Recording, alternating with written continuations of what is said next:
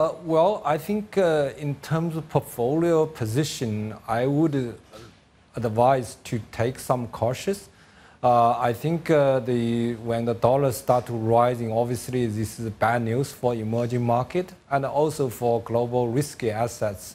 Maybe U.S. Stock market was excluded because it seems that the dollar repatriation was also helping the U.S. stock market rally further.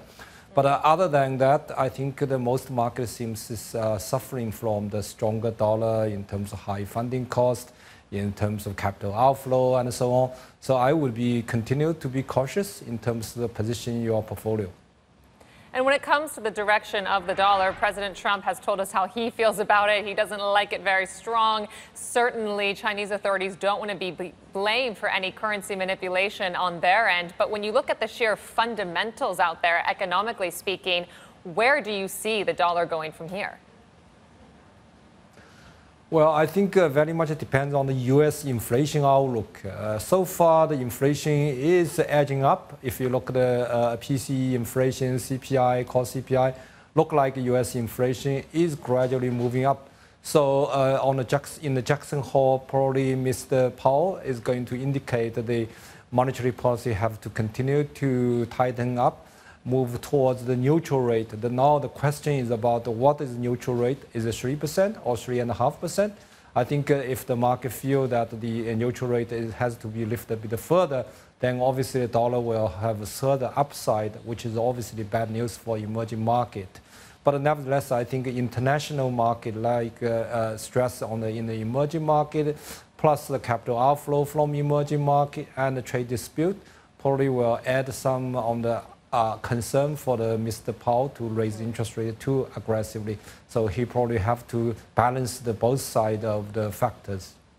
And Yonghao, what do you make of what's going on with U.S. Treasuries? Because they haven't exactly moved in tandem with the strength of the U.S. dollar here. Does this suggest to you that investors do still see a reason to seek safety, whether it's due to the trade tensions out there or perhaps even today looking to some of the political drama out of Washington? Yeah, interesting question. I mean, if you look at the 10-year versus 2 years spread, it's getting small, narrow and narrow, which probably is indicating a kind of recession on its way. But nevertheless, I mean, if inflation is rising further, it should be in theory negative for the Treasury market. Nevertheless, Treasury market has been holding relatively well, because people are anticipating a potential recession on its way. So I think particularly when the emerging market is under a lot of stress, the only place or one of the best places to hide in your money is U.S. Treasury. That's why if you look at the Treasury market, it seems holding pretty well. I mean, given let's say inflation is rising. Hey everybody, it's Hadley Gamble from our new CNBC Middle East Bureau in Abu Dhabi. Thanks for stopping by. Now to watch more, you can try one of the videos that just popped up on your screen. And don't forget to subscribe.